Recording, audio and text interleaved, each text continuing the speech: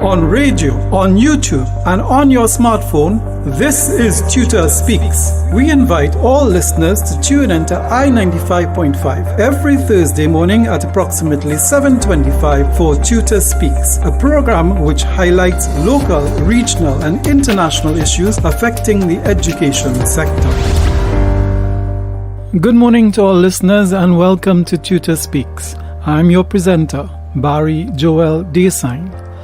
A few years ago, the World Economic Forum published the Global Competitiveness Report, which assessed the ability of countries to provide high levels of prosperity to their citizens. A total of 137 countries were examined, including Trinidad and Tobago, on 12 different categories of indicators. The report showed that regarding cooperation in labor-employer relations, Trinidad and Tobago placed 136th out of the 137 countries.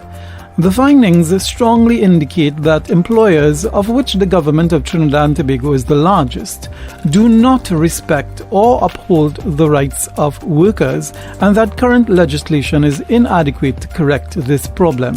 The legislation that addresses labor-employer relations and governs the rights of employees and trade unions is the Industrial Relations Act. The Act also defines the role of the industrial court and determines who can take industrial action. Industrial action refers to strikes, lockouts, and any action taken to persuade employers to comply with any demands made by workers. But it also includes any action taken by employers to force workers to agree to terms of employment. The Act says that where there is an unresolved dispute between the employer and the recognized majority union, the employer or recognized majority union may take industrial action after giving notice to the relevant parties. Workers therefore have the right to take industrial action, a right that is noticeably inherent in most progressive democratic countries. So why then are teachers not allowed to take industrial action? Why was an injunction filed against them when they attempted to collectively rest and reflect?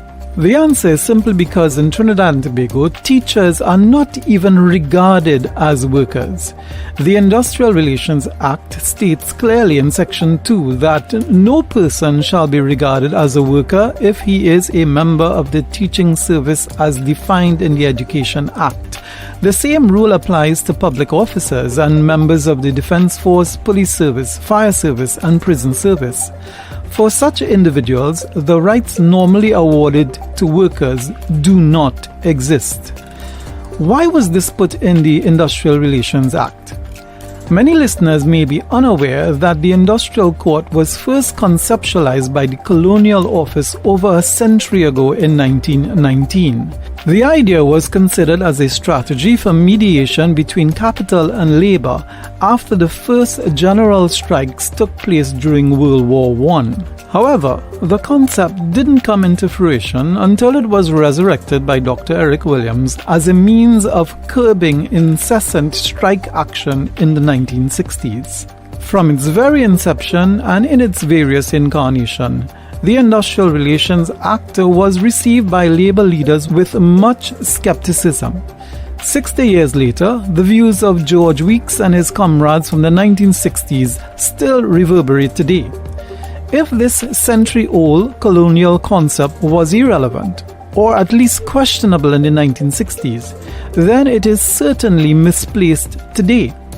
Subsequently, there is a great need for reform of the Act, especially regarding the qualification and tenure of those who preside in the Industrial Court and the Special Tribunal. This archaic system ought to be revamped, reformed, and refitted for today's society. You have been listening to TTUTA Speaks. To contact us, please dial 610-3850. That's 610-3850. Or you may email our president at president@tuta.org. That's president@ttuta.org. Please don't forget to subscribe to our YouTube channel where recordings of interviews, events, and other materials are uploaded regularly. Like us by giving a thumbs up, hit the notification bell, and subscribe.